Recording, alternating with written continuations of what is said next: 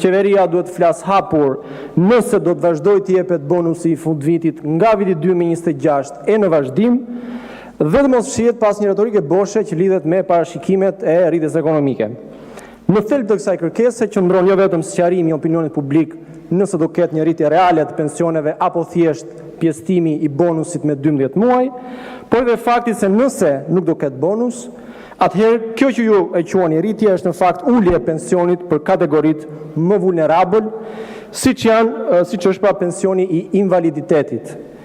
Nëse bonusi në fund vitit për invalidët ishte 150.000 lekë të vjetra deri në vitin 2025, me këtë që ju e quani rritje pa bonus, do jetë 6.000 lekë të vjetra në muaj, që me 12 muaj i thonë 72.000 lekë. Pra një invalid që merrte 150.000 lekë në fund të vitit, do marrë vetëm 72.000 lekë. Nuk duhet haruar këtu që invalidët kanë punuar një jetë të tërë dhe pasojat që kanë marrë është për shkak të punës tyre. Gjithashtu, e njëjta situatë shfaqet edhe me pacientët diabetik. Ndihma ndaj tyre nga 120.000 lekë është ulur në 70.000 lekë të vjetra.